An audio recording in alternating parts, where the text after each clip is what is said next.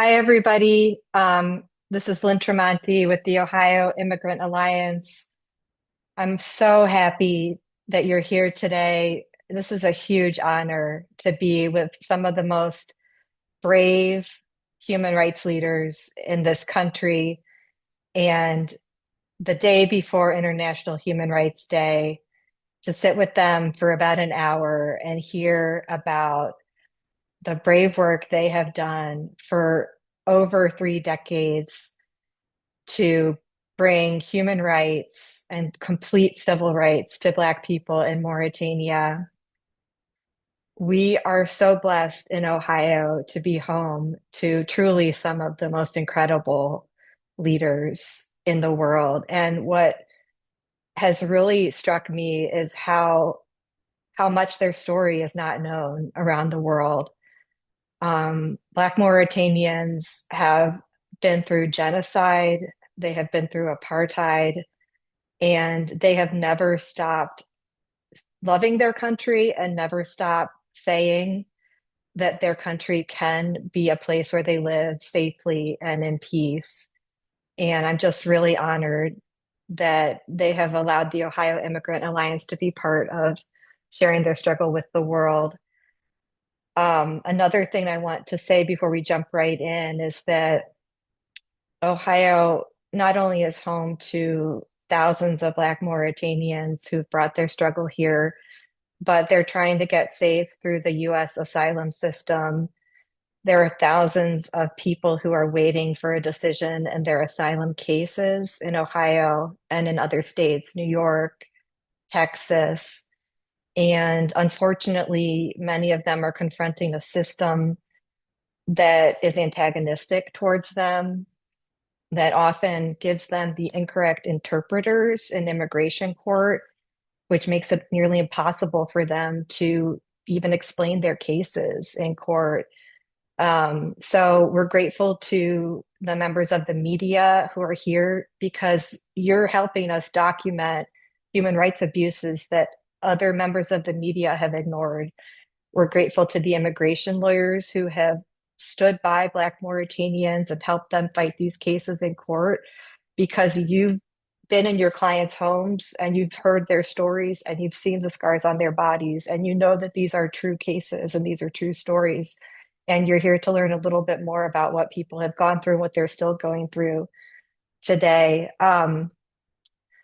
So as we go through, we'll make sure to ask our speakers to tell you who they are so you can get their names correct. I will keep updating as well on the Zoom screen names so that you get the spellings correct and you can properly source everybody as you're writing down this information. We will also send out a press release with resources and probably the recording. We'll see how that goes afterwards, but we hope to send out the recording. But without further ado, we're going to do this as a series of questions, and we will allow you to ask questions at the end. But first, our first question, and this is going to start out with Houleye Cham, who, again, I just got to start. I don't know if people know a lot about Houleye, but her father, Samba Cham, is an absolute hero in the Black Mauritanian struggle. He's like a lion. I don't know if I could say that, but you got to look him up. But Houleye Cham is not just stepping in her father's footsteps, she's running. And so, Houleye, the first question for you is to tell us a little bit more just about the context of the ethnic power dynamics in Mauritania and the Black human rights struggle, because we just need to understand the lay of the land. What are the different ethnic groups? Who are the Black Mauritanians in Mauritania so we can understand why is there even a conversation about civil rights in Mauritania? Thank you, Lynn, and thanks for that introduction. And we also are very grateful to Lynn and to everyone who has joined this call, especially the people from the media and the lawyers who are representing these cases, doing the work day in and day out. And of course, my brothers and sisters who I share the struggle with, who are here to also tell their stories. Mauritania is is a country in West Africa, Northwest Africa, and it's getting better. But before, I mean, a few years back, I remember when you said Mauritania, no one knew what you were, who, where, or what are you talking about.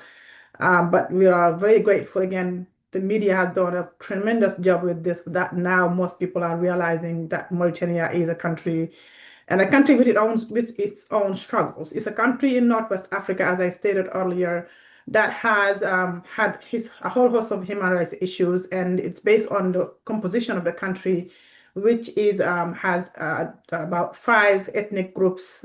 We would say we have the Fulanis, we have the Wolofs, we have the Soninkes, we have the Bambaras, and we also have the Hassaniyas, and we also have what's called the Haratines or the former slaves.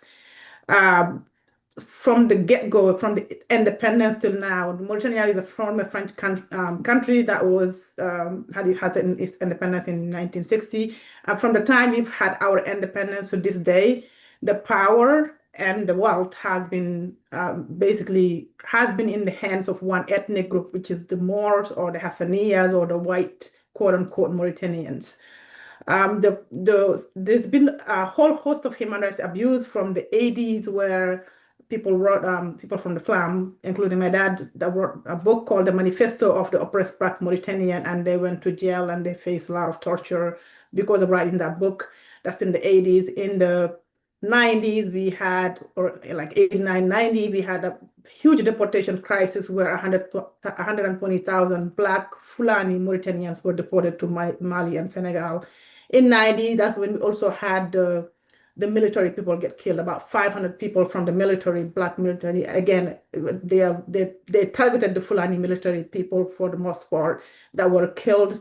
And then in 2011, we've had what we call the administrative genocide or the administrative, basically where they taken people's identity documents and they basically have banned a lot of Black Mauritanians from registering, creating a lot of stateless Black Mauritanians. And to this day, we have the issue with the impunity in French, which is really the people who have killed and tortured and done all kinds of horrendous stuff who are still walking free in Mauritania. So in a summary, well, if we decide to list every human rights abuse that's happening in Mauritania, we'll be here all day. But I just wanted to give you like a snapshot of where the country is, what's happening there, and the ethnic composition of Mauritania. Thank you, Houleye. We also have Abdoulaye Sow, a leader of the Mauritanian Network for Human Rights in US. Abdoulaye, so Houleye's in Ohio, Abdoulaye's in Texas. Abdoulaye, what would you like to add? I mean, God, you've been a leader and I really admire all the work that you've been doing, but anything you'd like to add about the context of Mauritania civil rights? Uh, Good afternoon, Lynn, and thank you for this great initiative. I think it's an opportunity for all of us who've been fighting for Mauritanian human right and human right in general to gather and in this incredible uh, moment to talk about Mauritania, but also about all the abuse that the Mauritanian citizens have been experiencing back home, but also here in Mauritania, in the United States. What I just wanted to add, what Houleye mentioned, is that when people talk about human rights abuse in Mauritania, we tend to only focus about slavery. But there are other issues in Mauritania that Black Mauritanians specifically face, which is the ethnic cleansing that Houleye mentioned, that happened in 1990s when the whole world is focused on what's going on in Iraq and Saddam Hussein. But at that time, that's when the Mauritanian regime took the opportunity to deport over 120,000 Black Mauritanians to Senegal and Mali. And many of those deportees are still living there in refugee camps. And I myself, I had to leave the country back then. And my father lost his job and was thrown to jail. And he never got his job back. So So I just want the world to remember one thing that affects.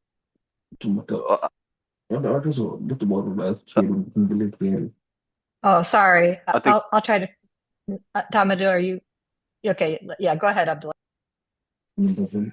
yes, yes. What I was saying, what really happened that traumatized many of us is, as Houleye mentioned earlier, that seeing a government that is killing its own citizen to celebrate what's supposed to be a national independence. That happened in 1990, where 28 Black Mauritanians were hanged. And at that same time, same period, hundreds of villages was completely wiped out. And what the government did, they just brought in other people to come and occupy the land. And that problem is still exists in Mauritania. And every now and then you see people fighting for the land, but it's because of the government action in 1990 that purposely took the land from some citizens and gave it to other citizens. And the issue of statelessness too. Many of us don't still have Mauritanian document, even though we are Mauritanians. So uh, uh, Black Mauritanians have a lot of issues. So it's not only slavery, but it's also the problem related to the language, the Arabization, the statelessness I mentioned, and also the deportees, the refugees that are still living in Senegal and Mali, that are still asking for their government to either bring them back or talk about their situation. So I'm gonna stop here for now and maybe jump back later. Thank you. Thank you, Abdoulaye. Thank you. And Lynn, we have people who don't speak English on the call, so we just got to be mindful to translate here and Okay. there. I'm just going to do that now, just summarize what we talked Okay. so far to make sure they don't feel ignored. Bandiraɓe on calminama wonan ɓe nanta anglais ɓe donc ko pour wiide tan en jarni kala garɗo henne hande oɗo conférence de presse ko journaliste uji ummoriɓe partout ne waɗi journaliste uji banggue Europe to ne waɗi journaliste uji Mauritanie ne waɗi journaliste uji Amérique ɗo henne mais surtout aussi yimɓe haɓantoɓe aussi hay journaliste ɓe ko hen jeeya mais aussi ɓe mbiya tan activiste uji woni minen e Abdoulaye Sow Zeinabou Sall normalement ne foti nadde mais aussi eɗen jogui kadi les orphelins ma won 5 orphelins hannde ne foti amin nayo ngari ne heddi goto en aussi ne poti arde pour haalde haala caɗele mumen banggue oɗon e aussi FPC Columbus président mum Ibrahima Diallo ne nanɗo hen donc en calmini yimɓe foof en vraiment en jetti kadi Lynn ko fuɗɗa haalade ko tan comme ko journaliste uji ɓe ganduɗa ganda Mauritanie no feewi ko puɗɗen haalde ko tan ko joofade holto Mauritanie hetti holto to Mauritanie woni en tant que pays mais aussi hol caɗele joguiɗen toon haalde aussi haala hol hoɓɓe e nder leydi Mauritanie woni fulɓe Sarakulleɓe Jolfuɓe e Bambara en e Soninkeɓe mais aussi safalɓe kadi joofade caɗele ɗe ko guila leydi ndi woni leydi ha joni guila nde dañi jeytare indépendance en 1960 ko ngaalu ngu e pouvoir o fof koye junngo ethnie goto jogui kadi aussi non seulement ɓe jogui caɗele ɗeɗo caɗele ɗeɗo ne ngoodi par ce que ko ethnie goto jogui foof mais aussi ɓe mbaddi hen kadi ko wadde hen gueɗe goɗɗe potani yaadude hen warde yimɓe taccinde ɗumen tampinde ɗumen yolde ɗemɗe mumen e yolde hakkeji mumen e gueɗe baɗe noon donc ɗum ko ɗo background o ko ɗo min puɗɗi taw haalde pour le moment on jarama donc question ngaji ɗi ma gaare après goto fof ma woto question mo posa so posé anglais mi wattan ɗum so jomum nanta kadi wattan ɗum e anglais e ɗum ɗo e pulaar e aussi journaliste ɓe nanta anglais ɓe kadi aussi ma dañ question ngaji après walla kañum aussi dokke woɗa ko weydi hen go ahead. Okay. Thank you. Let me see, Houleye, if I can. I'm going to try to do a little timeline real quick because I want to make sure, and you tell me, Abdoulaye, or you tell me, or Mohamedou, if I got this right. So, in the 60s, 70s, et cetera, Black people issued manifestos kind of saying, these are the civil rights that we want. And then the ruling government, which was the Moors, started saying Black people were terrorists. to push back on Black people asserting their civil rights, and started also displacing Black people, saying that they were Senegalese, kicking them out of the country, taking their land and killing them, and also putting Black people who were members of the military in torture camps and killing them. Is that sort of like, is what I said true to a point, or did I get that wrong? Yeah, the timeline is pretty much similar to what you said. The manifesto, which was really, I mean, since the 60s, Mauritanians have been fighting, and I remember in the 60s they had what they called la grève de 69, which is was talking about the cultural issue. They call it Arabisation à outrance, where in the 60s they were already fighting against this forcing of the Arabic language in the school system to people who are not Arabs, which is a step away from making people what they're not, which is where we are now in a way. There were people who were talking about slavery since day one, basically. So in 1986, though, the Manifesto of the Oppressed Black Mauritanian, the intellectuals who wrote that book talked about, they basically pointed in what was happening, which is the issues with the civil rights you mentioned. They talked about the race-based hirings. They counted with, with the numbers and all that stuff, how many ministers were Black, how many were not.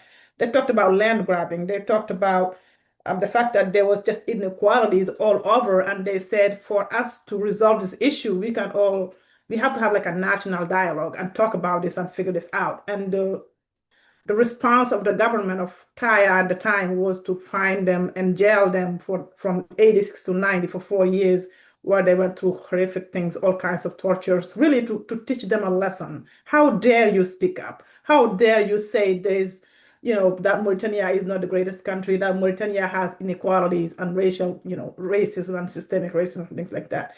And this was in the 80s, and then 87, 88, that, I mean, the tension still continued with the arrest of these people. Their families were speaking out. There was other people, younger than them, who actually decided to go outside of Mauritania and start talking about this. And from what I'm hearing, it was the fact that the second generation to my dad's, the people who came out and went to Senegal for the most part were the ones who talked to RFE and France 24 and all these media outlets to make sure they let them know that these people are in jail in Mauritania. And it was with international pressure that finally the government decided to let them go in 90. But, it was because of pressure. And some people are saying if that wasn't the case, they could have killed them all in that jail.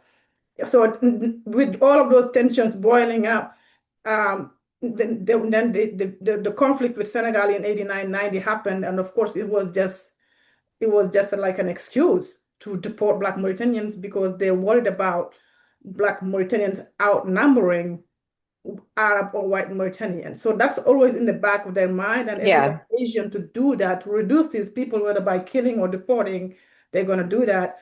And of course, then at some point they said there was the government said there were people who were trying to do a coup, and they used that they were thinking about doing coup, is what the government said. It wasn't like they had a plan or something. They said they were thinking about it.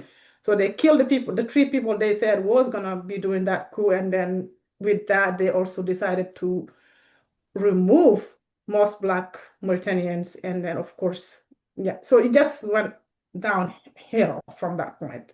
I don't know if Okay. you want to add to that, or I just wanted to kind of give you the.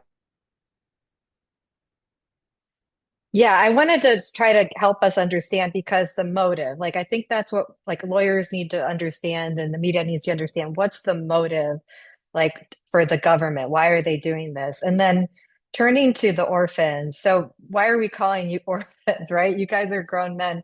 There's 5 men on this call today and I want you guys to raise your hands. Okay, Mohamedou, maybe we'll start with Mohamedou, but why are we talking about something that happened in 1990 now? And why are people who's went through something why are we talking about a genocide from 1990 now? Why is it still an issue that people are seeking asylum from now? We have 5 people on the phone today whose fathers were murdered in a torture camp, but it's an ongoing issue. And also, these people and their moms forced the Mauritanian government from a position of first of all, saying that their fathers were planning a coup or were trying to overthrow the government, to a position of this fall trying to offer them money to stop talking about it. They went from 35 years of denying that they murdered their fathers to basically admitting it. So now we're turning the floor over to these incredible men who are on the call with us today. And I think we'll start with you, Mohamedou, and then pass it around to Tambadou and Beidy and everybody else. Just what do you want to say to the people on the phone today? First of all, tell us what happened at Enal in 1990 to your fathers, whatever you want us to know about your dads. You know, we don't want to just know about the bad stuff. We would love to know a little bit more about your fathers. Like, let's know their names. Let's know what you know about them. Let's put their names out and what you remember about them, what you'd like the world to know about them, but also what you want us to know about why this is important now. So Mohamedou, why don't you start and then we can move on to others. Good afternoon. Can you guys hear me? It's a little loud over here and cold as well. First and foremost, I appreciate all the opportunity to speak our stories and so the world know what's actually who we are and actually what happened back when we were in Mauritania. So my father's name is Wele Usman, and his military ID I still remember in my head, 78080, and I learned that since I was little because I heard my mom repeating over and over, and it stuck in my head. I still know it. So he was a noble man, a kind man, a person who always there to make people smile. I remember when I was a little, the African community, we eat together, like we stay all around, eat together, talk together. Sorry about it, we have a military plane coming up. So I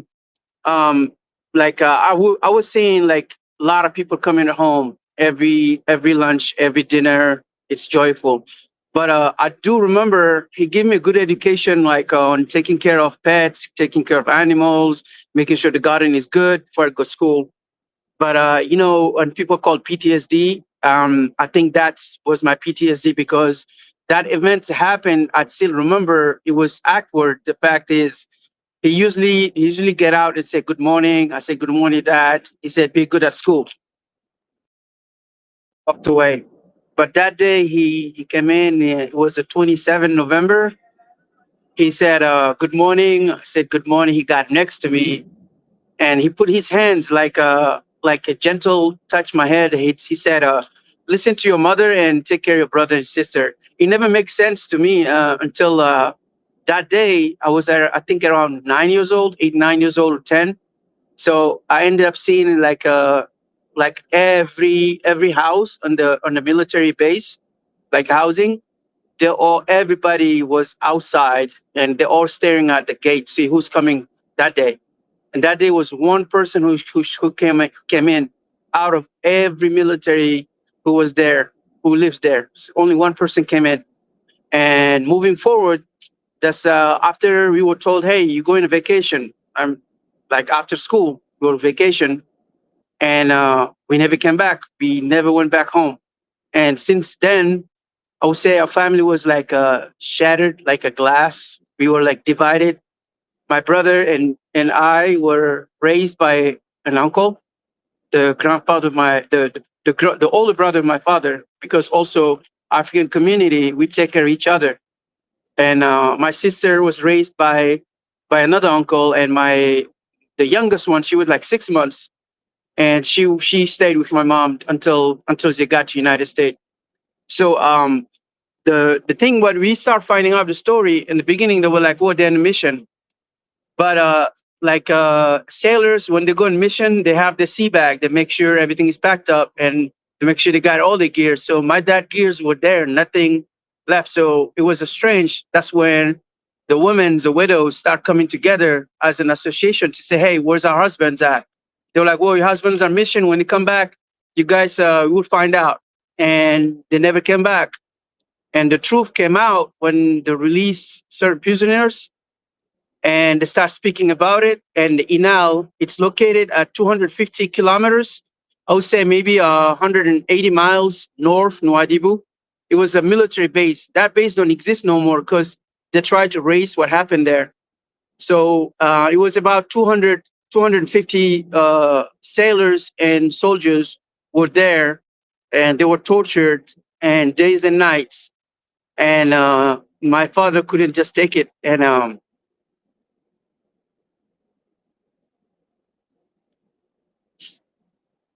it was December 5th.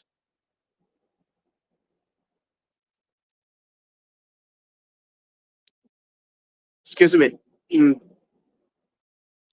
So since then, we couldn't grasp it, but because we're Muslim, so in our religion we always pray for our dead by going to their grave, do all the stuff. We don't have that opportunity or anything to do. So our brave mothers, they raised us. Today, if you see us speaking, going to school, is because of them. They raised us the best they could, because none of them went to school or educated. They were like full-time mothers. So Beidy here, my brother, he has to learn how to work at a young age to support his mom. I got a little chance to go to school, and so on and so forth. We all have a different story, but all our story ends on the same location, which is Inal. That's where they executed many of them there. And I would say like the three quarter of them did not survive, and the leftover they've been banned from the military. They start writing stories about it, which is that hell in Inal, which is unfair Dinal was put it out. So we start the more we get older, the more we start into it. We start looking into it. The reason they call us orphan, because when we were the kids, that name was labeled to us since we were little, les orphelins, right?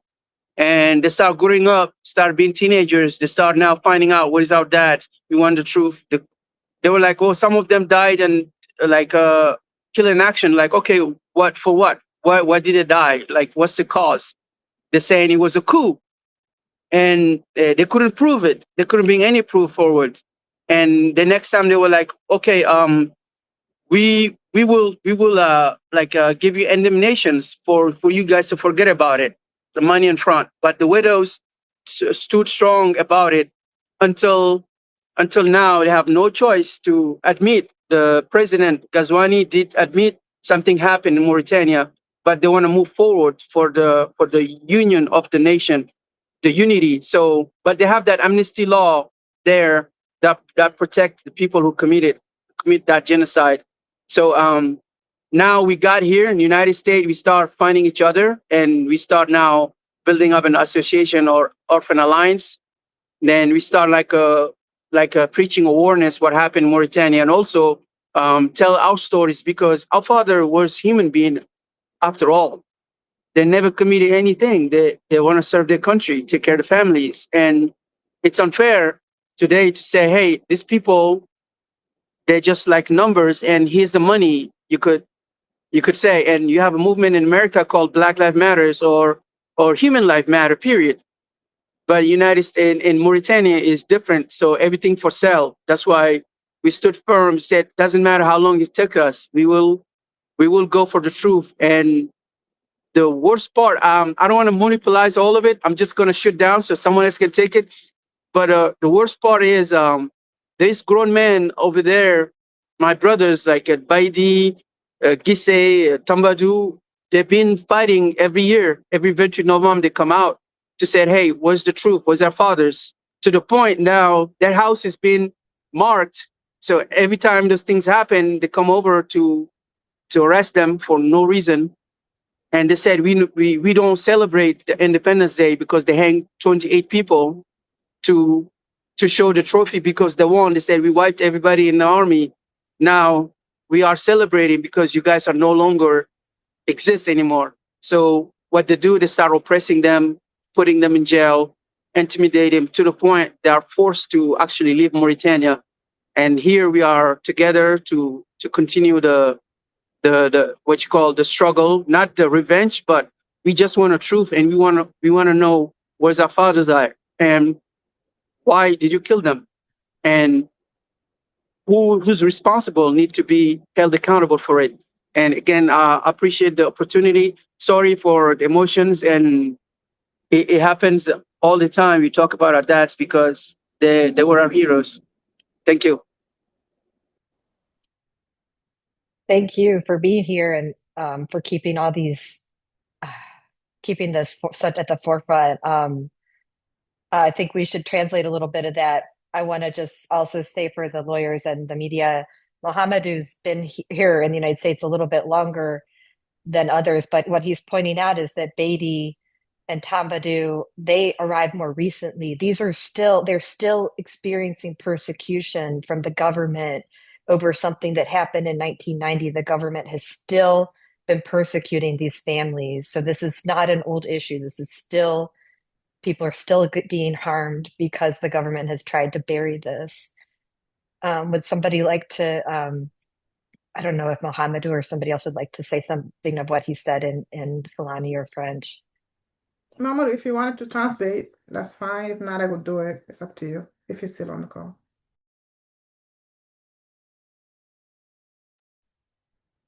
All right. For sake of time, I'm gonna translate. Do you want me to translate in French? French, yeah, French or Pula. If you could summarize though, so we can get some other people in. Yes, that's what I thought. Just to French, I'm going to summarize it in French. La raison pour laquelle on nous appelle les orphelins, c'est parce qu'on a grandi depuis qu'on était des enfants de 8 ans, 9 ans. On avait la conscience il y a quelque chose qui s'est passé. Moi, je me rappelle exactement les choses, comment ça s'est passé. C'est comme un traumatisme, en fait, des choses qui ne sont jamais passées avant. Ça te marque à la fin de ta vie, en fait. Et ce jour-là, je disais que mon père est venu à côté, il m'a regardé, il m'a dit juste, écoute ta maman et occupe-toi de tes frères et sœurs. J'ai jamais compris, mais ce jour-là, le 27 novembre, c'était le jour où j'ai remarqué toute la base, le quartier militaire. Tout le monde était dehors qui regardait en fait qui revenait ce jour-là. Il y avait une seule personne. Et après, on a vu nos mamans, elles sont levées, elles ont commencé à se battre, demander la justice à la fin. Et on a grandi en les voyant comme ça, on s'occupait de nous. Moi, j'ai un peu de la chance pour aller à l'école et tout. Et il y a certains qui n'ont pas cette chance-là, qui sont obligés d'aller travailler pour aider leur famille et pour grandir aussi. Et donc, moi aussi, j'ai un peu de la chance pour être ici aux États-Unis. Et depuis qu'on est là, on n'a pas arrêté de militer pour demander la justice parce que nos papas, d'abord, ils avaient dit qu'ils étaient en mission. Après, ils ont dit qu'ils étaient malades. Après, ils ont dit qu'ils ont commis un coup d'État qu'ils n'ont jamais prouvé. Et après, quand les rescapés, les survivants qui sont sortis du camp de concentration d'Inal, d'ailleurs, ce camp n'existe plus. Ils ont remplacé ça par un terrain de foot pour essayer d'effacer ce qui s'est passé, en fait. Donc, du coup, et maintenant, le gouvernement a reconnu qu'il y a des choses qui sont passées. Mais aussi, auparavant, le gouvernement avait voté une amnistie qui protège les tortionnaires. Jusqu'à aujourd'hui, cette amnistie existe, qui est là, qui protège les tortionnaires. Mais nous, on demande que la justice, parce que nos parents n'ont jamais commis quelque chose de mal et on cherche la vérité, on cherche la justice avant tout, parce qu'on n'est pas des, comment on appelle, nos parents ne sont pas des animaux, c'est des hommes avant tout.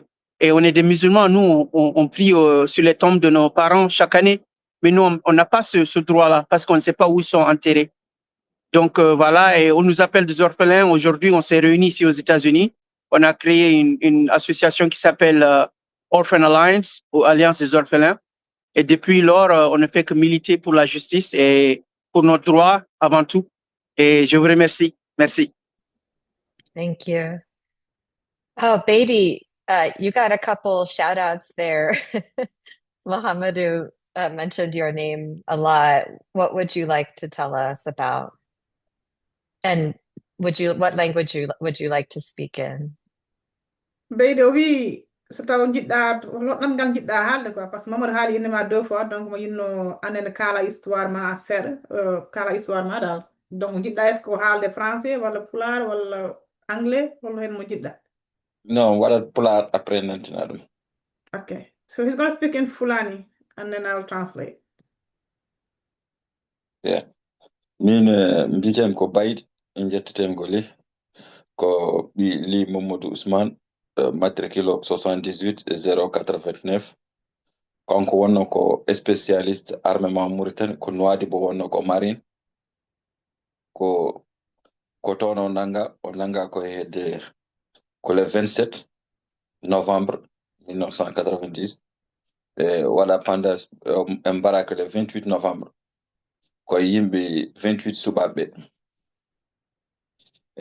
Nden amin pamɗi noon minen gondi ɗo e yimɓe komin frère uji amin fof komin 5 personnes no maire o no gummide Nouadhibou min garti Nouakchott. Maire o jokkindiri e galle nen Houleye enen lit pour ɓe ganda holko worɓe maɓɓe mbaɗi pourquoi ene mbare pourquoi emin jaggiri ni tan kañumen fof. O guil nden ha joni minen continue haare nde gila min goni Nouakchott min nangam toon plus de 0 fois e manifeste uji et surtout manifeste uji ɓurɗo remarquede min nanga hen ko en 2020 hedde ancien aéroport ɗo min nanga ɗon min nawa hedde commissariat Lixar et après ɓe gummina min ɗon hedde minuit kam min goto minuit kam hedde commissariat première et pendant une semaine min libéra o guilden ha joni min litat chaque jour amin namdo pourquoi holto ɓe mbari holto ubbi babiraɓe amen holto ɓe mbaɗi ɗumen ko pourquoi ɓe nangi pourquoi kadi ɓe mbaɗi loi amnesty 93 warɓe ɓe kadi ñawitaki haalɓe haaltaki haalka hay goto haalta ɗum kala manifestation amin jalti minen kala yimɓe nangue pied ay nenam ɗo joni to wonɗo hande ko waɗaɓe menacé kamɓe fof uji gal nen Houleye en ko policier goto hucciti présidente mabɓe o heɓɓiti o wiɓe komin wiyaɓe yomin mbarmon onon fof uji galle nen Houleye en ha laaɓa donc koye risque mawɓe ɓe goni gila dow men ngala no katten ha nayi fof on dokkani ɗumen haqqeji min on joltani biyon kadi kono yamiraɓe kadi yo mbar ɗumen kadi minen min gonnode toon façon fof feere en jiɗno warde amin en mbaɗima eɓe donka donc yimmiraɓe ɓe kuccani eyyi ɗum jogino mbeɗa haala surtout question goɗɗo keso ari. Thank you, merci. Mbiɗa matricule on fonno kadi 78 089. 089. Bamma wiyete ko Mamadou Ly. Yeah, Mamadou Ousmane Ly. Mamadou Ousmane Ly. All right, so he said, my name is Beidy Ly. My dad's name is Mohamedou Ousmane Ly. His military number was 78089. I am one of 5 siblings. My dad had 5 kids, and I'm one of 5 kids. And he was killed while we were in Nouadhibou, which is a city that Mamadou also mentioned. And this is what I said to someone else. I said, when you hear the story, one city comes, like atrocities have happened in all Mauritania, but Nouadhibou always comes back because that's really where the military city of Mauritania, I believe, is Nouadhibou. So he said that his dad was killed, and then while they were in Nouadhibou, they were at some point when this was confirmed, they had to move to Nouakchott. And he said what he's seen, which is what Mahmoud also stated, is that, despite all of these atrocities, there are mothers who are also, they're called the orphans. Their mothers are called the widows. They have their own organization called the Widows Organization. He said the widows started to come out to ask about their husbands and to fight for justice because of their husbands were killed. And he said, as he was younger, he saw his mother along with other women fight and talk about bringing justice to their families, but also Black Mauritanians. He also, as he grew older, started to fight. And he said he started to join protests. He has been arrested several times at protests, and the one he mentioned here is in 2020, he was arrested at a protest in Mauritania around November 28. He was taken to a police station, and he was moved from that police station to another police station called Police Station of Lixar.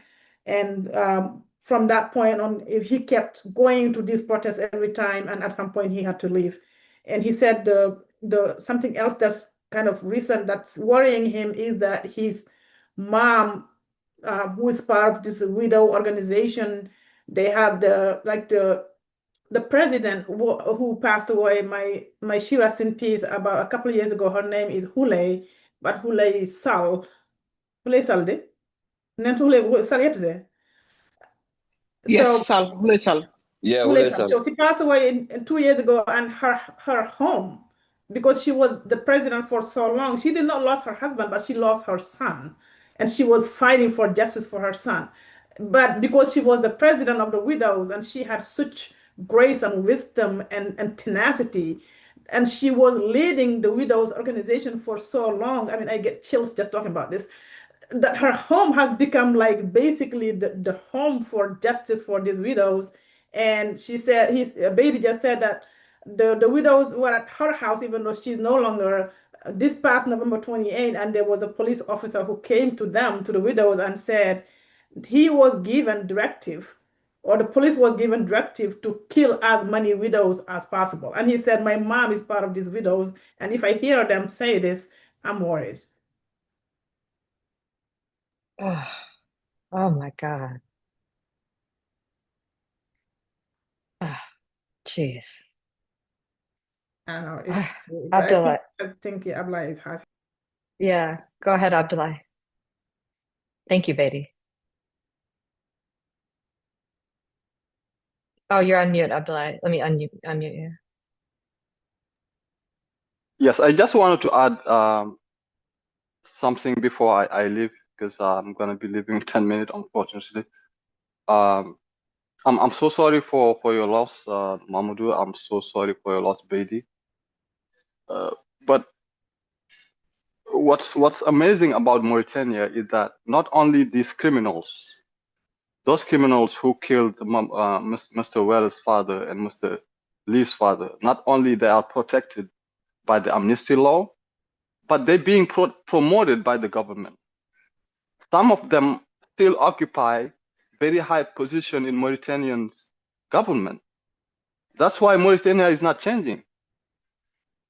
And actually, the president of the assembly, the equivalent of the Speaker of the House here in Mauritania, is being accused to be one of the killers. And the government is turning a blind eye, not listening, nothing is being done. So I think it's very important when it comes to these asylum cases here in the United States specifically, not to look at these seekers as people who are here for better economic opportunities. It's important to look at all these underlying issues that are pushing them out of their country. So it's going to continue so long we don't solve the problems at the roots in Mauritania, which is, putting the maximum pressure on the Mauritanian government to bring justice for these people. So I wanted to end with that. Yeah. And I thank you for organizing this meeting. I wish I had more time to stay until the end of the meeting, but I'm sure we'll have another opportunity to discuss about this issue. Thank you. No, I'm so glad you made those points, Abdoulaye. We needed those said. So I'm glad you said that before you had to go. And I think we do want to talk about some of the more recent events that have happened. We want to talk about the arrests after the elections in July 2024 in Katy and the murders. We want to talk about what's happened, Tambadou, to you, and why you came here. So I don't know if you want to go now, Tambadou. We want to talk about the arrests in November 2025 and the people that are still in jail. So who would like to go next?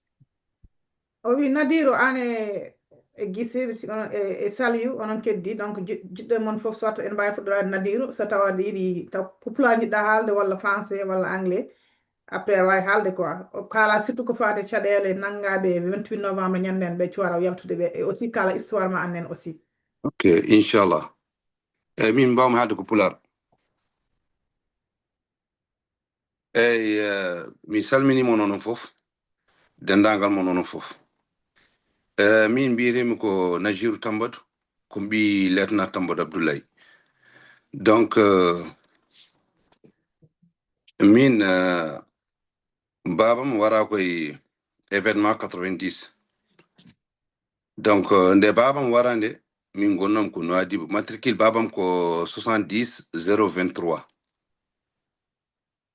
nde babam warande mbeɗa yaare duuɓi jeeɗiɗi hade wonno min mawnum koye nder base marine ɓe arrêti babam ko 19 novembre 1990 base marine Nouadhibou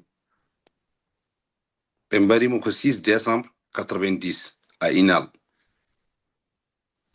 gila babam wara min gandano min pamdi donc nden ndesa so bafal uddiri tan mi dogga mi sikka ko babam arti mi dogga hadi mi ara mi tawa wona babam ngoɗum noon ɓe wonde seeruji jam ewo après ça somi namdima nenam wiye nenam holto babam woni nenam jooɗo wona e woyde ewo so nenam woyi noon ewo so nenam woyi noon minne mi jooɗo e koyɗe makko wona e woyde min namdo babam ha kemmi âge de 14 ans nden gandumi babam ko wara gila nden noon gon koye haftade pour la justice hadi minen min namda e haydara min namdi tan ko ñawore ala fof no ɓe mbaɗani pour yidde hokkude min kaalis min deƴƴa minen noon kaalis deƴƴinta min cohli ko justice min cohlani kaalis babiraɓe men ɓuurani min fof hadi soɓe mbaɗani ñawore komin continueɓe haare nde 28 novembre 2024 j'étais ici en Amérique ɓe ngari ko ha galle amen ɓe entouri 3 Toyota ɓe entouri galle amen ɓe naati elle arɓe guerre ɓe jetti nena min goni wiide ko goni ɓe jaaba e nena men ɓe gangti bafal ɓe naati eɓe jiilo nder cuuɗi fof ɓe gangti a faami ɓe gayni nena wi onon batton ɗo en homo ƴewaton ɗo en ɓe jaɓani nena joni ɓe jaggi joni suhaɓam kuli dogi pay dow huɓere ɓe gabbi ɗumen ɗo ɓe tellidi ɗumen kelle a faami ɓe gayni ɓe bedde e nder galle amen kadi grenade mbe jogui miñam debbo ene jogui ɓimum yaade 2 mois ɗon ɓimum farki nawa ko hôpital direct sukaɓam fof parki hade mbiɗa jogui hay vidéo ji nanɗo e téléphone am ha hande eɓe continue wadde gueɗe mabɓe agressive eɓen tan dawi yimɓe eɓe piya eɓe mbara hade laamu Mauritanie hande ko warat tan a suusa haalde sa haali ɓe piima ngaraɓe ménagement ɓe wima pour kaɗa waɗa 28 novembre minen min ngala droit wadde 28 novembre minen min jogui droit ko parce que 28 novembre ko sunare amen min mbawa weltade oɗo ñalawma hay ko weltade e leydi minen min mbawa weltade 28 novembre jaggon 28 soldats jaggon oɗon mbara ɗumen pour fêter de l'indépendance hadi oɗo 28 novembre ɓennuɗo eno yimɓe ne gummi Nouakchott ne payi wuuro amen babaɓe hono Demba Sall docteur Ba ɓe arrêti ɗumen ko poste gendarmerie Séné Kuna jalti ɓe mbi payo babaɓe ɓe jaggi ɗumen directement ɓe transféré ɗumen prison mbiyani mbaɗani ƴettaki kuuɗani mbaɗani violence mbaɗani haydara ko amde belaɗe hay ɓe gandi ɗumen c'est ko yimɓe gongiyankoɓe ko yimɓe namdade justice mumen a faami ɓe jaggi ɓe transféré ɗumen prison ha joni nan toon ha joni nan prison a faami minen hande tomin kalamno ha hande min ganda baabe amen hade min ganda hayde baabe amen gubba ɗum fof ne jeeya ko choqué amen minen hade ha hande minen gurdam amen min goni koye danger minen arɓe ɗo ɓe fof koye danger min goni par ce que eɓe gandi komin orphelin ji komin namdoroɓe justice kamɓe jiiɗa namde justice a faami goo fof goɓe ngara e koreji mum eɓe ménage ɗumen holto min goni ala fof koɓe kalata yaw mi salmini on jaram merci a jarama hadi won keddum hen hadi min barɗo baba mo ko wul magguet wari babam nan hande noma président assemblée hande Birama haali ɗum wimo ko kanko wari e nder assemblée haali Diallo haali ɗum e nder assemblée wi ko kanko wari babam ene wonde oɗo Kardinal Malick Diallo haali ɗum wi ko kanko waɗi babam omon ɗon ko neɗɗo biyaɗo wari kay aɗa nde a warani wiya waray omo andi ko gonga kanko waɗi ko caliɗi jabade. Yeah. Répétez-moi mon numéro batterie kilo, s'il te plaît. Matricule babam ko 70 023. Et pas ma Tambadou. Lieutenant Tambadou Abdoulaye. Okay. Marine Nationale. Merci. He said, my name is my name is Nadhirou Tambadou. My dad's name is Abdoulaye Tambadou. His military number is 70023. He was killed December 6, 1990. I was 7 years old when my dad was killed. We were living in Nouadhibou with my mom. And when I saw that my dad wasn't coming home, I was worried. And every time someone opened the door, I would think it was my dad. And that happened for a while until a few years later when I started asking about where my dad is. Every time I asked my mom would not respond. She would start to cry. She responded by crying, and then later on we moved from Nouadhibou, we went back to Nouakchott, and we were we went back to actually Baba for a while, and then we were living there. I'm one of 3 kids that my dad gave birth to. That has happened for a while, but I also have seen my mother with the widows who kept fighting and fighting and fighting until we realized what they were fighting for. And as the orphans, we joined the fight. He said November 2024, he was already in the US, but a police car pulled into their home in Bababe, which is the city he's from, the village, and they actually took like a tear gas and threw it inside the house. His kids were there. His sister was there. His sister had a newborn who was 2 months old, and because of the smoke from the tear gas, the baby was almost passed out, had to be rushed to the hospital. And he said the killer of his dad is Wul Maguette, who is, as Abdoulaye was saying earlier, leading the assembly in Mauritania, the House Speaker at this point. Everyone is saying he's the one who did it. He never came out to deny it.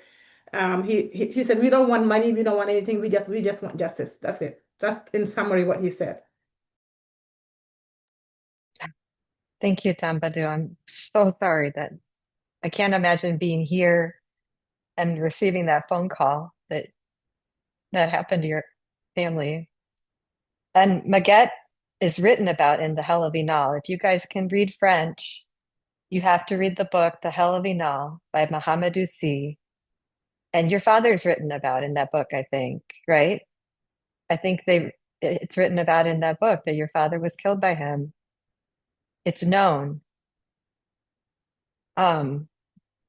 So we need to talk about the payment that the government offered the widows and orphans, but we need Ibrahima, who has his yeah, hands up. Okay. yeah, that's what I was going to say. And I want to hear from Ibrahima Diallo, Progressive Forces of Change. Go ahead, Ibrahima. Can you guys hear me? Yes. Oh. All right. So my name is Ibrahima Diallo. I am the representative for the local chapter for FPC. So one of the things that we try to do is really help, these stories come out to light, so people can really understand that this is what's going on in Mauritania. As Wele stated in her opening statement, Mauritania is a really diverse community. It's not just Arabs, it's blacks, Fulani, Wolof, Houleye, that lives in Mauritania and share the common, understanding that, this is a country that we all share a lot. But since the country started, we had issues, Wele mentioned, the 60s, 70s, 87, 89, and all those issues, made it very difficult for Black to stay in that country. So currently, as my brother just speak towards, we have the House Speaker that was named in a book as a killer, somebody that killed an officer in duty. And that's the second personality in the country, in the land. So that's tell the story, right? So we've been trying to fight it. Some of the things that we've been doing is outgoing outreach, trying to talk to people, sittings if need be, try to connect a dialogue because, we there to stay. This is our land. We're not going nowhere. it is sad that, if you, just to give you an example, in the last 15 years, out of the 13 counties or 13 states that we have, one black government. That speak volume, right? In the last 15 years, we had a three minister, barely little gestures that they does just to appease the international press here and say, hey, look, they talk about slaveries. We don't really have a problem with slavery, but when you go in Mauritania, you see those things, right? When you talk about oppression, apartheid, a fun fact is the Mauritania did send people to South Africa to learn how apartheid system worked. That is a known fact. People don't talk about it, but it's known. What is apartheid, right? The fact that you segregate people based on ethnic group, that's what they're doing. Just think about the school system that they had. People are being told that they need to learn Arabic. Okay, it's a language, but why? Because Arabs speak Arabic. If you go to the schools now, one of the things that they do, if you're wealthy, you go to the French school, you get your kids a good education. But if you go to the school run government, there's no teachers. What they doing? If people don't have an education, they are doomed to fail. And without the knowledge, I won't know what is my rights. I share a story with Tambadou. My dad was locked up in 87, 89. I was lucky enough, for me to have my dad back. My dad was not killed, so I was lucky enough. But we felt that pain, right? For almost a year, not knowing when your dad is coming back. Every stranger that opened the door, not knowing, if that's that code, okay, your dad passed away, or is it your dad, or are you going to welcome back your dad? I was lucky enough, Serendina had a chance. But why? If you know that, this is not a problem, you want to try to pay it to make it go away. Paying your way out of it is not the solution. All these people are asking is let's talk, let's have a civil conversation, just like South Africa did. There are many countries that did it. Ivory Coast did it. Let's have a civil conversation. Let's figure out, who are to blame. Let's forget, let's forgive but not forget. Instead of celebrating the 28th of November every year and making everybody feel this is a must, let's really look into why you got more than 50% of your population that live under poverty. They don't have no schools. The health system is collapsing. All those things are the true underlying why people are leaving. They're not just leaving to come here because they want to, but they fear for them life. I got a friend of mine who's locked up. Why? Because they didn't want to celebrate the 20th of November. Is it fair? Is it fair, for an officer, a sworn officer, to go to a house and say, I was assigned to kill you guys if you guys don't stop talking about the 28th of November? That's really sad. We're talking about widows, talking about elderly women that don't have no means to protect themselves. It is not you go to a house full of young kids, and then whatever might happen, we don't wish that on nobody, but you go into widows, people that can defend themselves. They don't have money to pay for lawyers, all the funds are being cut off from under their feet. It is really sad. What I really want, that we return out of this conversation is any help that these young kids can get, they truly deserve it. Mauritania is a corrupt country, a country that had gold, oil, gas, and cannot feed his own population. It's just 4 million of us. As of right now, we should be compared to Qatar, all the developed countries. But why? Because all the money that should be invested in the population are being invested in their own, pockets. And that's really sad. That's all I had to say. If you guys have any questions, feel free to contact me. I really appreciate being part of this. This is my first time, and thank you. Thank you so much for that. That's really important information. Now let's hear from Ibrahima Guisset. Ibrahima, what would you like us to know?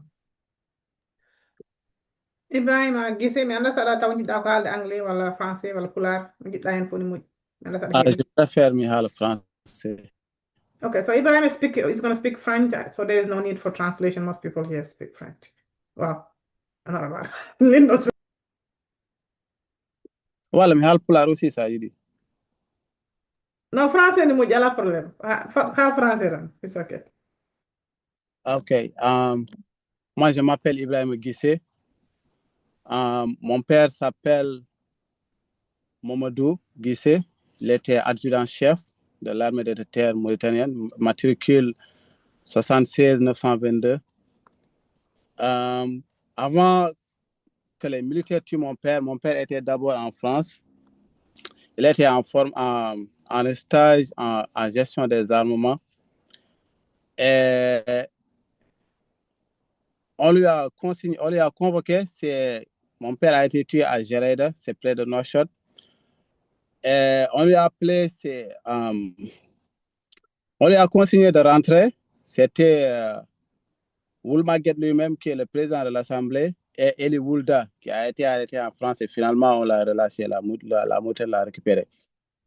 Ils l'ont appelé de rentrer, on l'a appelé en mois de décembre et on lui a dit si toutefois tu tardes de venir, ta famille est là, tes enfants sont là. Mon père est rentré le 5 décembre 1990. J'avais 5 ans, moi j'étais avec mon frère, mon grand frère qui avait 7 ans et ma mère à cet âge-là qui avait 26 ans.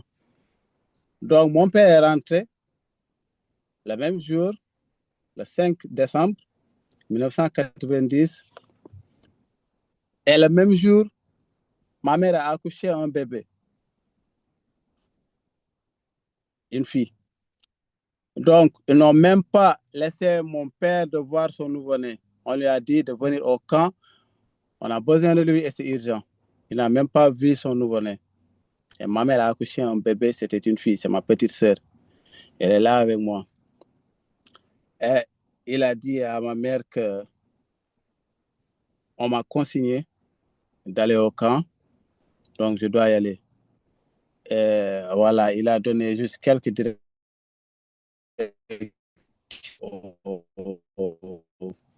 à son... Alors, nous, étant enfants, on n'avait rien compris.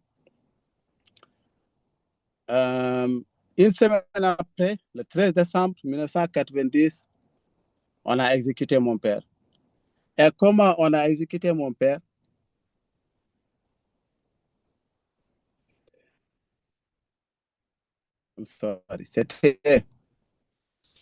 C'était un rescapé lui-même qui l'a dit. Il dit que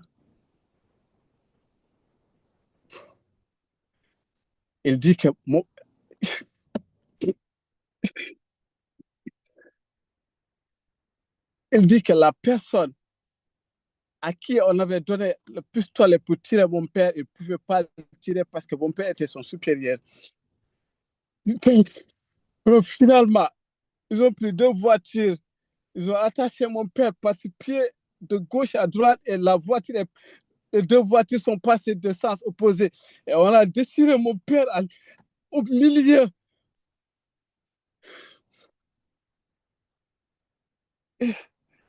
Et après,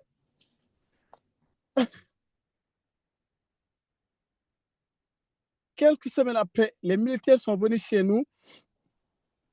Ils sont venus chez nous pour nous faire sortir du camp de militaires où on était logés.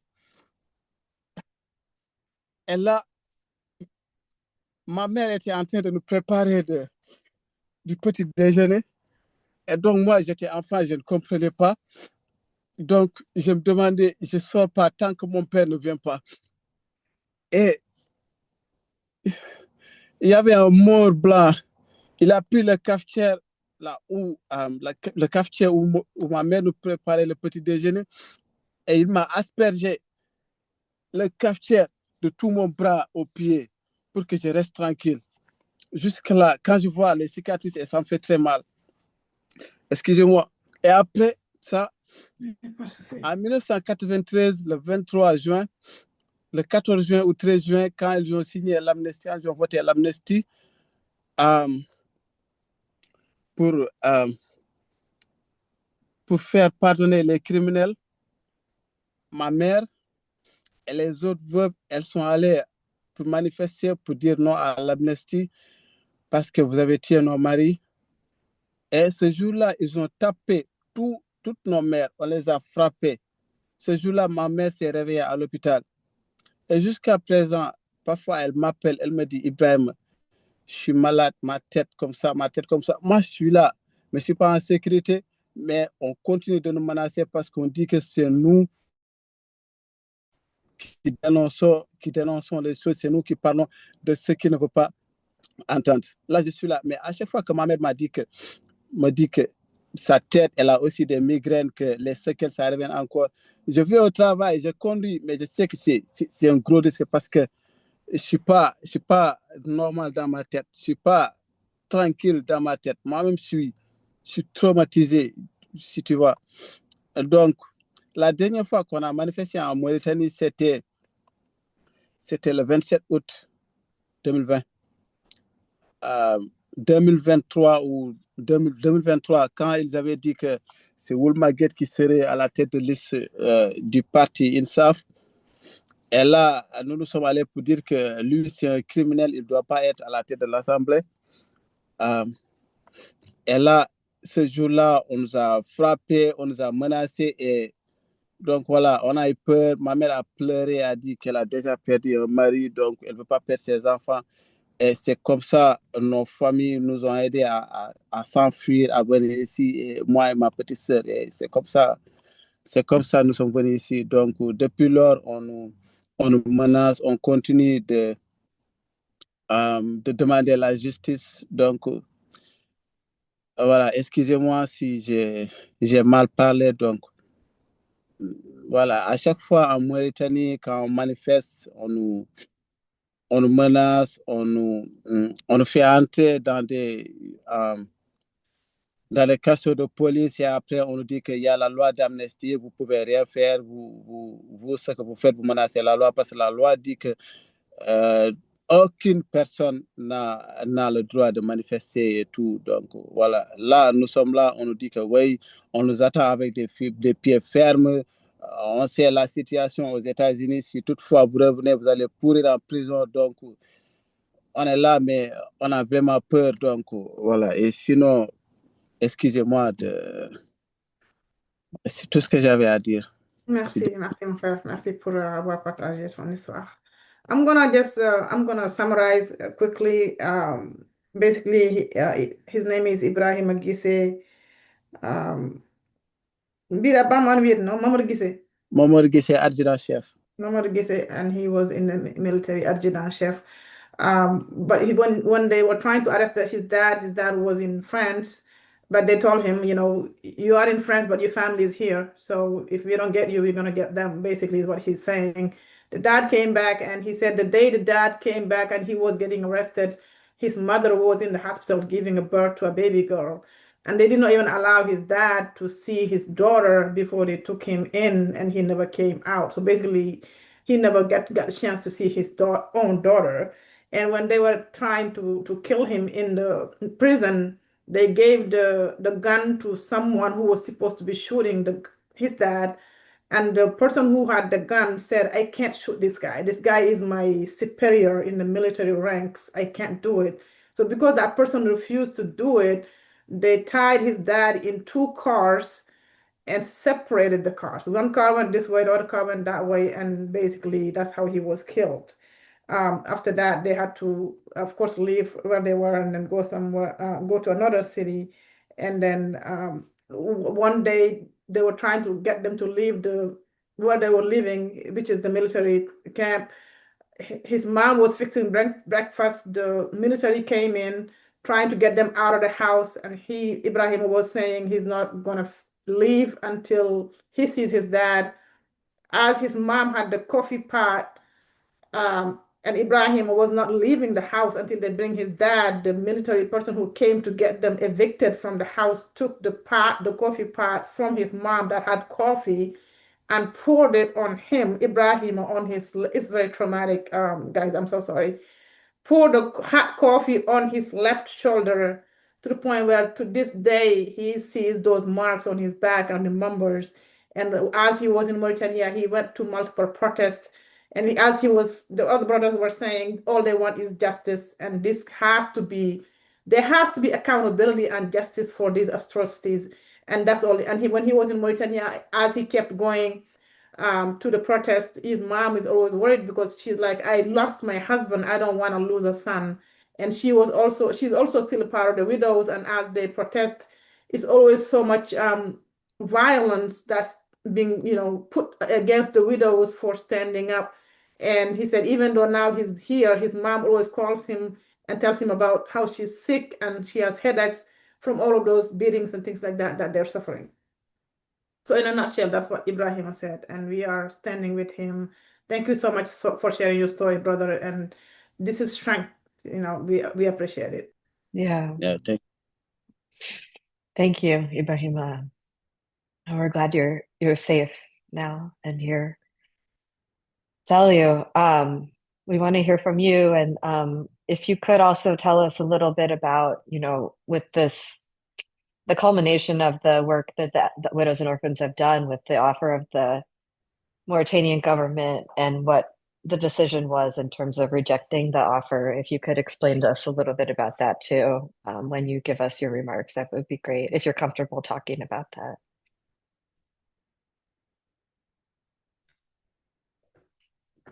Yeah, sorry. Again, thank you guys for having us. Thank you, Ibrahim, for sharing. This was a very painful testimony to hear, and I can only imagine what you have been going through as a kid. To hear this, man, this one really hit me hard. I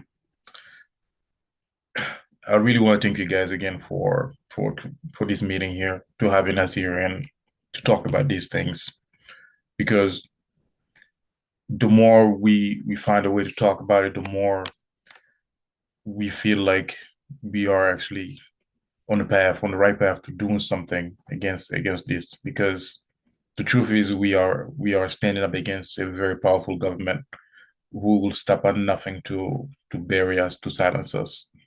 And to see our mothers fight for 30 years with no justice, with no path forward, and for government to use the lack of education to silence them.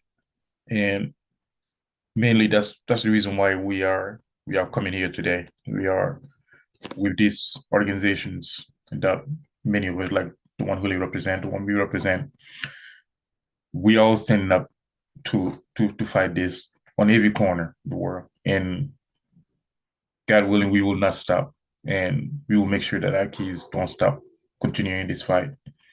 And for me, it's a tough one, because my brother here testified here, and he was very young, and before my dad left, put him in charge to look after us. I was 4, so I have no memories of him, and that hurts me the most, because as much as I try to remember just his face, all I have pictures and stories that my mom, my brother, and those who know him will tell us about, just to be like, hey, this is how your dad was, this is how he was, this is what we remember him, the joy, the laughters. I wish I had any of this. And today is like, we abroad, and sometimes we feel lucky in the sense that we abroad, we're not dealing with this situation, but we also know that some of our mothers are back home, some of our families are back home who are on the daily being oppressed. The cops can just show up in your house for no reason. They will kill your young kids, show up at your house, offer you some money, and tell you to shut up. So excuse the language here, but to not speak. And that's unacceptable. Like, we are in this world of human rights that we standing up for, and when we see things like that happening, it really is painful. And not only do we lose our fathers during this period, seeing our mothers spend the majority of their life, 30 years is a long time, fighting against injustice. We are forced now to live abroad and raise our kids, our nephews, in different countries, away from their hometown, away from the cultures. So we lost our fathers, and we are also losing generations of cultures, generations of youngsters that now we are raising them abroad, and all we can tell them is what was done to us, instead of really teaching them about our homes, about the beauty of our country, about just the simple things like me growing up back home, just going to a farm field, seeing my grandfathers working in a farm, the cows in the house, the sheep. Those little things, I miss that. I truly do. I really miss that. And I can't tell my nephews any of this without the pain that's behind it, without really being like, hey, your grandfather, he was a soldier. He he loved his country. This is tough. Honestly, this is tough. In 30 years, you can see the tears falling after 30 years. That just tells you, no matter how long it is, no matter how long this thing goes on, it still pains us to the core. It still hurts us in a sense that we can't even describe in words. So today we see this government with amnesty law, with the bribes, trying to pay off most people just to tell them like, hey, we don't want you to speak about this anymore. Hey, we want you guys to forget about it and celebrate the country's independence. At the same time, to this day, we have some activists who are back home who are still in jail, who are still in prison just because they don't want to celebrate, just because they want to stand up and talk about what really happened during that time. And these stories are really painful to us. And I really want to thank you guys for standing up and giving us a platform to talk about these issues and hopefully find a way to or path to some sort of justice, because that's really all we're asking for. And we see a lot of countries in Africa today in arms fighting against each other. We are not looking to destroy our country. We are looking to rebuild it. When I see my young sisters back home who have no choice but to be maids just to come to ends meet, like I want them to be in school. I want them to learn about nursing. I want our hospitals to be better. I want our education system to be better. We standing up every day that everything we do is to make sure our mothers have something to eat, make sure that our kids have some kind of education. But none of this is given to us just because of who we are, just because of what we look like.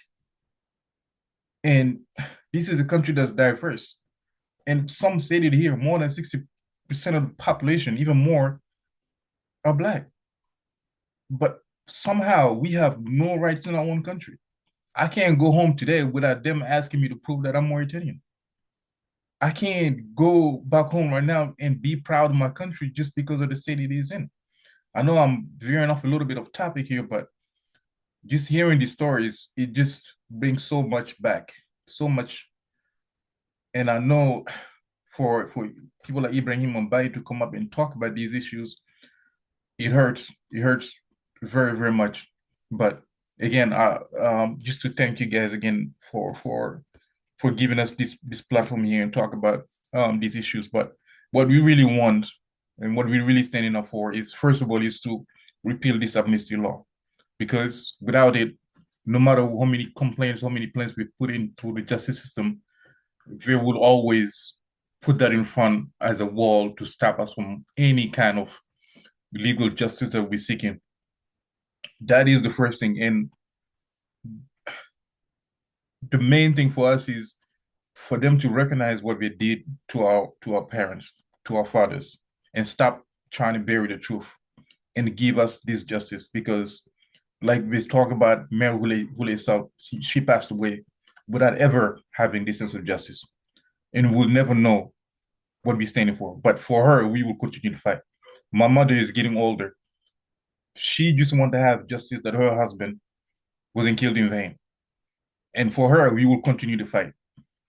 And we just want to make sure that generations are lost in fighting, but generations are growing in education, instead of focusing on this dark history of our country.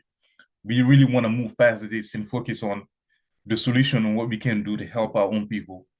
to grow and educate themselves in many different parts of the world, just to see the world and start talking about really what we love about country instead of focusing on this. So what we really want to stand for is, first of all, repeal amnesty in 2023, fight for justice, some kind of recognition that what they did was wrong, and these people held accountable for what they did. That's basically what we want for, and nothing else. And again, thank you again for having me, and thank you for allowing me to speak here. And I hope I didn't veer off the topic here, but if you have any more questions, I can try to answer the best I can. No, thank you. That was awesome. That's what we needed to know is what do you want? What do you need? That was perfect. I think, I mean, we're long on time, but I mean, we needed to hear all of that. Thank you. I think the last person, if you want to say anything, Zeinabou Sall, sorry, we will invite you to speak if you've got anything to add. But other than that, we can. Sorry. Oh, sorry. Yeah, go Then ahead. I'm going to say a few things, and we have the journalists who joined from Mauritania, and we also have Saliou. If they just Yes. I know we are like long over time, but I think this is worth it. Just give We needed this. Yeah. Thank you. Zeinabou from Mauritanian Hey, Network. Lynn. Hey. How are you? Good. So Good to see I'm so you. sorry. Good to see you too. I'm so sorry I wasn't able to join on time. I had so much at work today. And then thank you for putting this together because people need to hear and then listen what happened. And then I'm so sorry for all my brothers here, a victim of the genocide in Mauritania. And then it was heartbreaking to hear all this. It was very traumatizing. And then they lived in the place where I was born and grew up in Nadhirou. And then I know what the massacre was in Nadhirou. And then that is not a fiction, but they try to forget about it. And then this is bringing me back to say people need to ask why Black Mauritanians are here, why they live in Mauritania. We did not live because of economical issues, because of genocide, because of discrimination, racial, because of apartheid in Mauritania. People need to know we're not safe in Mauritania. And then when they send back in Mauritania, it's going to be the same thing. They're going back to slavery. They're going back to be jailed. They're going back to be killed. So people need to know what is going on in Mauritania. The genocide, we will never forget. We can forgive, and then we tell them we can forgive, but we need to know what happened. We need to know why those people were killed, why X, Y, and Z went to work, never went home, why your brothers of the army killing you for no reason. Why is it a crime to be Black in Mauritania? This is what our questions to ask. We've been asking for the last 30 years, and there was no answers at all. And then we will keep asking. We are not violence, and then we should not accept any oppression. We should have like freedom of speech. We should have right to protest. We should have right to write it down and then talk about it. But for the last 30 plus years, we've been asking for justice. We don't need any money. We need justice. We don't ask anyone to be killed. We need justice. And this is what we're asking for. And then to anyone who's here today, helping with asylum seekers, you need to know Black Mauritanians are not here to get money or to build home in Mauritania. They are here because what happened in Mauritania. Since I was 17 to today, I've been fighting for this. We really need to know what is happening in Mauritania. What is the crime we committed? The only thing we did is to speak Pular, or to speak Wolof, or to speak Soninke. And the only crime we did is to be Black Mauritanians. The only crime we did is because we refused to be slaves. And we're not going to be a slave because we are Mauritanians. We are not Arabs. We are Fulanis. We are Soninke. We are Wolof. We are Harati. People need to know that. So I know we're running out of time, but thank you for put this together. And then we are here to answer any question. Thank you, Lynn. I appreciate it. So glad you made it, Zeinabou. Okay, yeah, we're open for questions. If anybody has any, feel free to either come off mute and ask them, or you can write them in the chat. I'm going to say that in Pular, so the journalists who don't understand English. Donc, bandiraɓe calminama onon surtout waɗɓe région ɓe fof. Donc, no Zeinabou haaldini tan Saliou aussi ko ɓi Ousmane Wele haalɗo on ko même ko frère uji. Donc haali tan ko histoire makko o wi ko ɓe namdi tan ko juste ɓe namdaki goɗɗum. Donc Zeinabou no haaldini ko noon wi caɗele mutten tan ko ala ko mbaɗɗen ala ko mbiɗen ala ko mbaɗɗen sona wonde ɓaleɓe ala ko mbiɗen sona wiɗen mbimi. Donc ɗum ɗon woni ko laamu ngu haɓoto en gila duuɓi hannde kitali. Donc ɗum woni ko haala ɗo henne ko conférence call o ko journaliste uji e activiste uji des droits de l'homme nden e donndi ɗo en e d'autres personnes ngari ɗo en hannde pour wat vraiment jogade plateforme pour haalde caɗeele meɗen mais aussi pour limtude ko cohluɗen ko jiɗɗen holko kadi hol kuccuɗen donc oɗo conférence waɗa ko après 28 novembre c'est un peu le suivi donc eɗen jiiɗi rokkude journaliste men Doro Gueye konngol men dasata heeɗi Doro taw wonko jiɗɗa ɓeydude heen.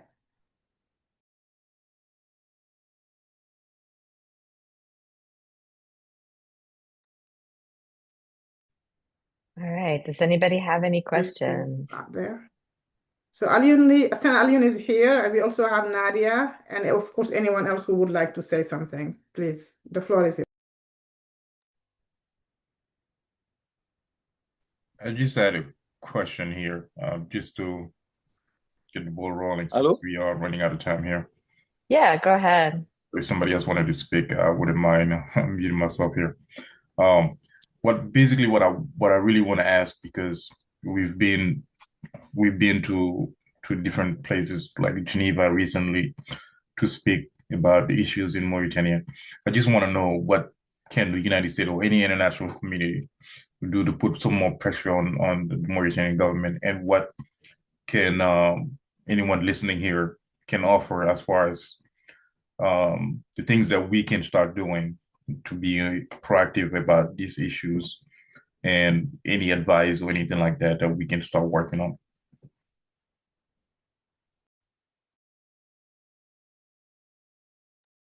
Thank you, Sally. We'll respond to the question. We're going to let the person who was saying hello before go, and then we can respond before we close the call. Thanks. Mbeɗa wawi haalde walla? Doro, Mbeɗa wawi haalde seeɗa? Doro, bisimilla. Mi noddima nani wata wat nanguno seeɗa. Bisimilla. Voilà. Mi nanino ɗum ɗo nde, mais j'avais un problème technique là. Alors, bonjour, bonsoir à tout le monde. Mi anda mi haala pulaar walla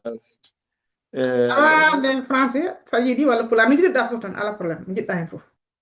ewa d'accord, walla mi haala ɗiɗɗi fof so tawi ɗum ɗo après. Eyi, min garmi ɗo ni ko en tant que gonga ko journaliste, kono noon kadi en même temps kadi komi neɗɗo baɗɗo juuɗe mum e gueɗe droit de l'homme, ha tenti noon to banggue mo jaarumi o, banggue pinal culture e banggue ɗemgal surtout, parce que l'exclusion ici en Mauritanie se sent très bien quand on est dans des médias.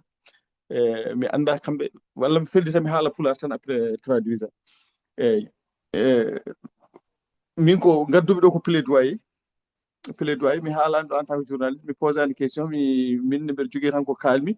Plaidoyer yam koko fewti tan e wadde conscientisé wonde ɗo e nder leydi meɗen Mauritanie, joñare mana exclusion ko hunde wurande ɗo e nder leydi Mauritanie. Yeru mum tan laftuɗo hande to banggue radio ji, maɗa ko wiyete média ji, aduna ɗo yarata ɗo 2025 yoɓe gandu wonde ene waɗi leydi gotiri e nder aduna ko kañum tan woodi, somi jumani, ɗo ganduɗa ko communauté goto jogui accès au média. ɗo woodi tan ko ɗo e nder leydi Mauritanie. Communauté o ko communauté safal, hay goto wawa hande yaltinandema ɗo en ɓalejo joguiɗo ɗo radio walla joguiɗo ɗo télé, ko wiyete télé privé. Woodi ɗo en ko téléji mana public, médiaji public. So yewti médiaji public ko médiaji privé, ɗum ɗon fof woni koye juuɗe communauté goto. ɗum ɗon noon stratégie muɗum woɗɗoyani ko hadde tan yimɓeɓe haalde.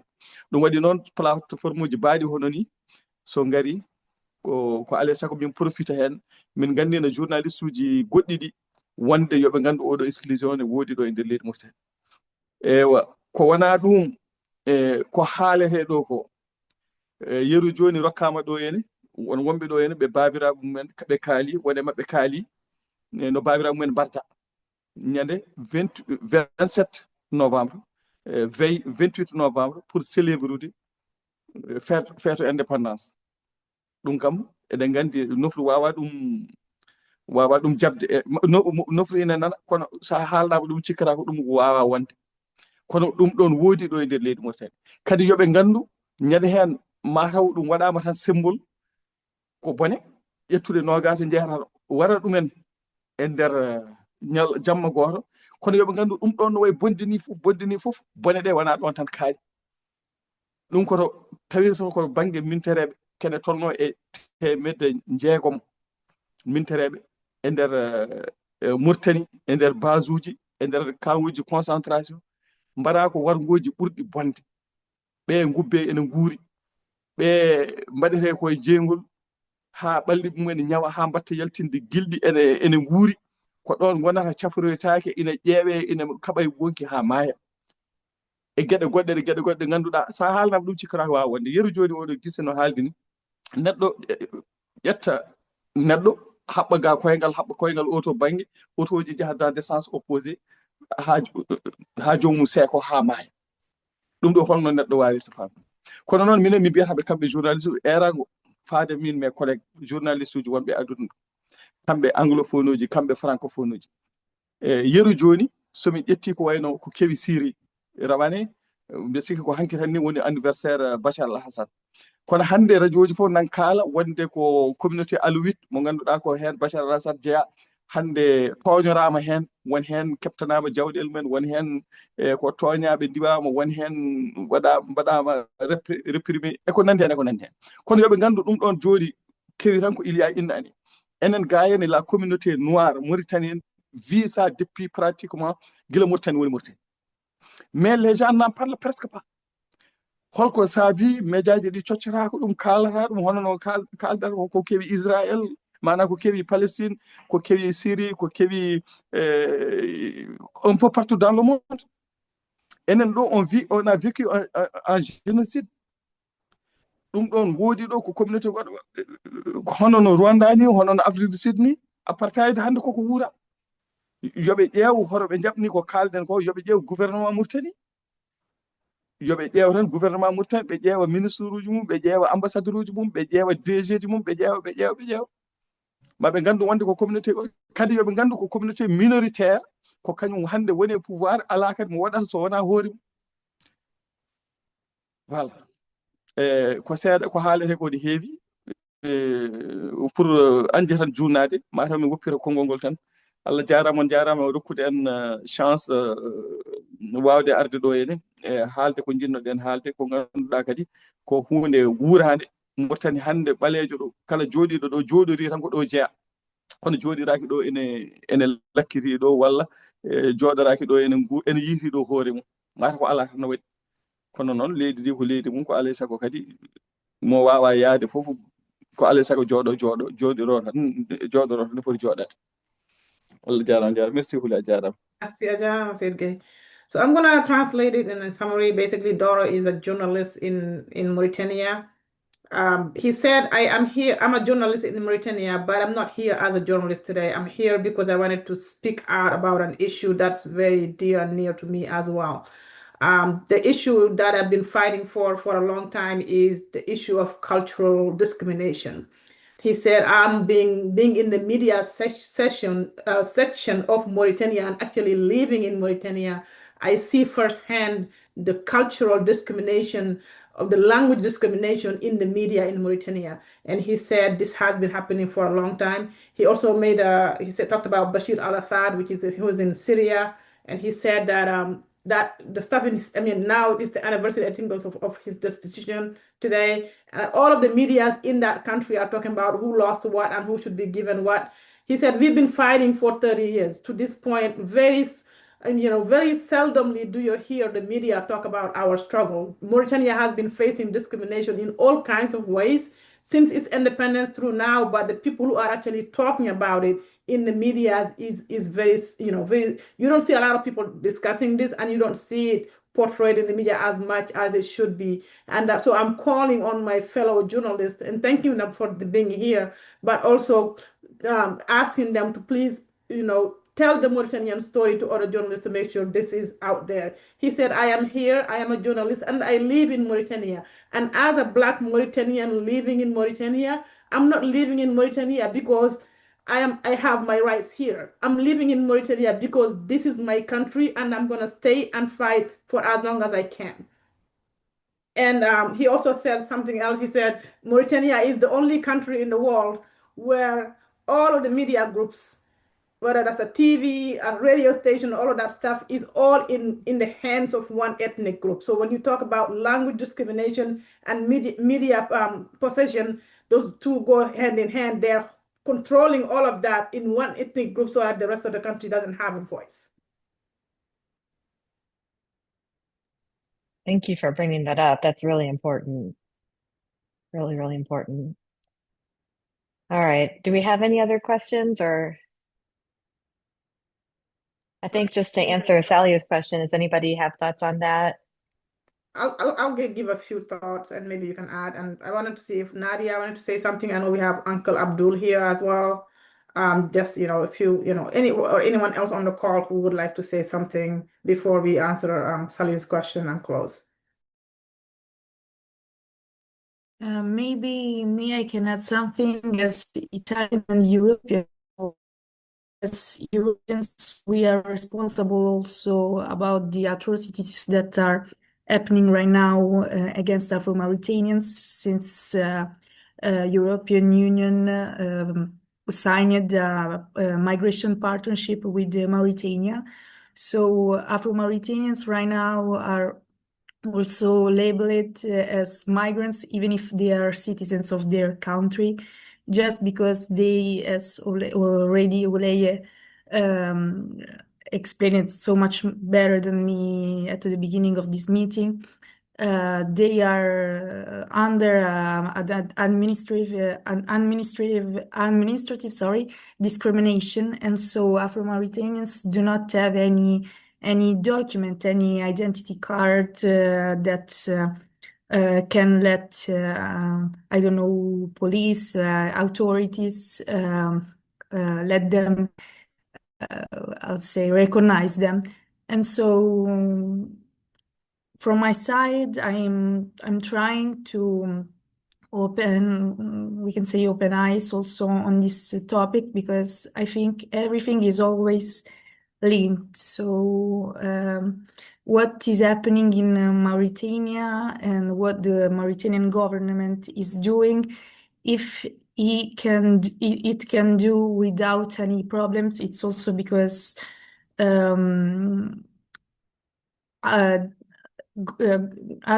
like also other African governments, so they are supported by European countries or Occidental countries, and so this just to say that I don't know if right now we have any Western journalist or I'm the only one, but I think we are also responsible to shed a light on this, because at the end, what Afro-Mauritanians are still living is also, in a way or another, a consequence of colonialism. And so, because if the Arab Berber ethnic group, that what we call Beidan, they are still on the power, this is because practically after the French colonization, the French administrator, how to say, passed to them the power. Sorry if I'm a bit emotional, because after all of what I heard right now, I feel like I'm not the right person to speak. I wanted just to share a point, because I feel so much responsible, and I hope that I can bring your voices and to share more and more your stories. Thank you. Thank you.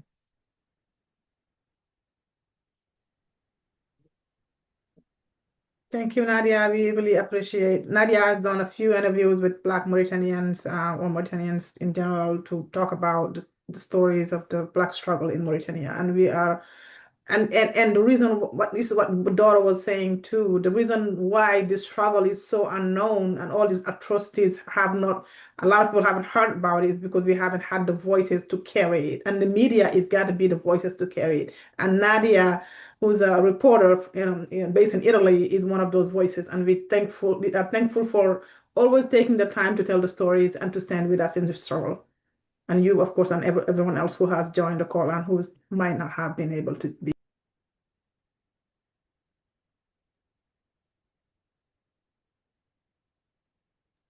And while we wait, I'm gonna just jump in here and respond to Salyou's question, and if anyone else has to add to it, of course, Lynn or anyone else, Zeinabou is here, we can do that. So Saliou was asking, we're doing this call, we're raising awareness, we're telling the stories. Is there any concrete things that we're doing here to either remove the amnesty law or to bring justice?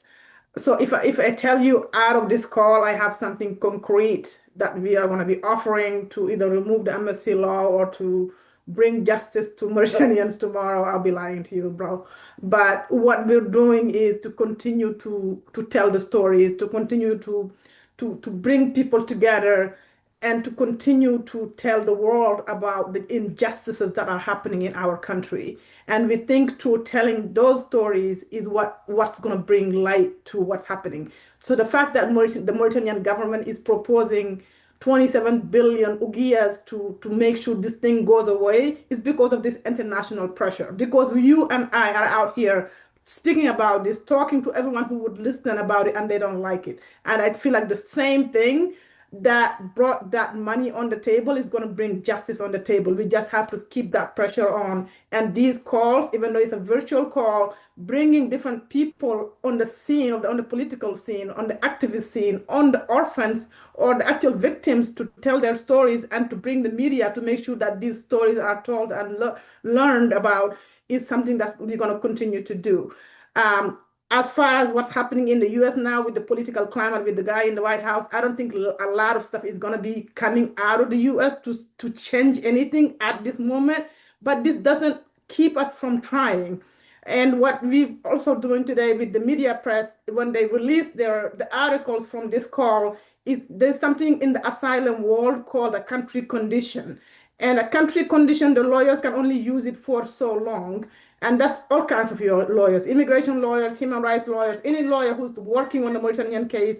If something's been going on for like 30 years, you would want to need to add things, new things on the evolution of the struggle to make sure that updating the case to show the world nothing has changed. Even though we've been fighting for so long, there really hasn't been that much change in terms of because the Mauritanian government is fighting on their end too. They have lobbyists that go to people and say, we've changed this, we've changed that. But even with the money proposal, we're showing that even though they're on the corner, even though they've been backed up to the corner, they're still trying to put stuff under the rug. They're still trying to cover stuff. They're still trying to buy things and people. And again, with this call and with everything else we're saying, we're telling the world loud and clear that the genocide of Black Mauritanians is not for sale. Our Black struggle for the liberty and justice in Mauritania is not for sale. And no one is going to buy us. You got to give us what we want, which is justice, equality for Black Mauritanians, because we are well deserving of that. Absolutely. Thank you.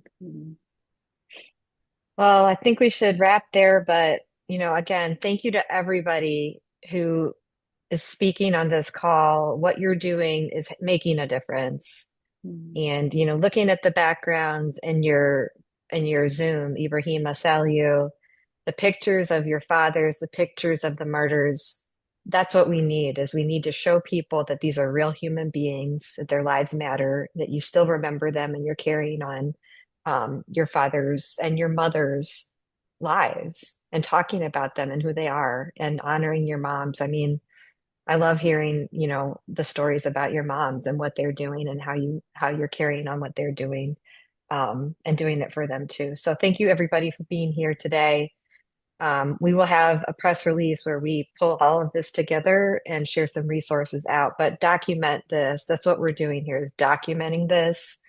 It's black and white. Everything you said that happened has turned out to be true. And that's what the point is. But we're documenting it. It's in black and white. Nobody can say it didn't happen. Thank you, everybody. Take care of yourselves. Thank you, Lynn. Thank you. Thank you again. Thank you for having us. Thank you. Thank you. Bye-bye. Thank you.